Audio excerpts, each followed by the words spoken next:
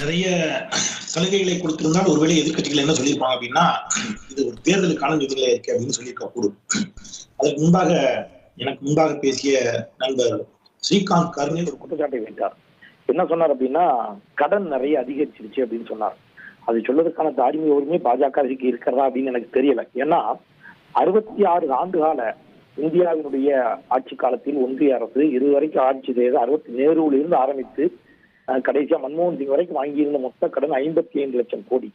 ஆனால் 10 ஆண்டுகளில் இந்தியாவினுடைய கடனை 173 லட்சம் கோடியாக 55 லட்சம் கோடியாக இருந்த கடனை 66 ஆண்டுகள்ல 55 லட்சம் கோடி தான். இவங்க 10 ஆண்டுகள்ல 173 லட்சம் கோடிக்கு உயர்த்திய ஒரு சாதனையை மரியாதைக்குரிய நம்முடைய பிரதமர் நரேந்திர தாமோதரதாஸ் மோடி அவர்கள் செய்தார். இவ்வளவு உயர்த்தி என்ன செஞ்சிருக்கிறார் அப்படின்னு பாத்தீங்கன்னா, எல்லா பொதுத்துறை நிறுவனங்களும் விட்டார். இந்தியாவிற்கு என்று சொந்தமாக விமானம் இல்லாத நாடாக இன்னைக்கு இந்தியாவை மாற்றி வச்சிருக்கிறாங்க.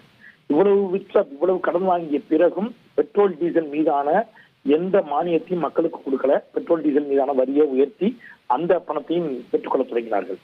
கேஸ் சிலிண்டருக்கான மானியம் ரத்து செய்யப்பட்டு அந்த பணமும் ஒன்றிய அரசு கூடுதல் வரியை விதித்து எரிபொருள் விலை குறைந்த பிறகும், சர்வதேச சந்தையில கச்சா எண்ணெய் விலை குறைந்த பிறகும் அதுக்கெல்லாம் வரியை கூட்டி வருமானத்தை பெற்றார்கள்.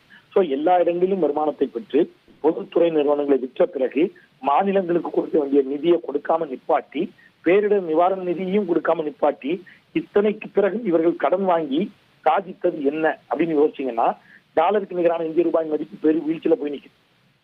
வேலையில்லா திண்டாட்டம் இந்தியாவில் உச்சத்தில் இருக்குது. IMF எச்சரிக்கை கொடுக்கிறது, 100 மடங்கு அதிகமாகிறது கடன்.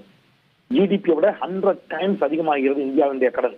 இது இந்தியாவை பெருமளவில் பாதிக்கும், இந்தியாவை அதல பாதாளத்தில் தள்ளும் என்று IMF எச்சரிக்கிறது.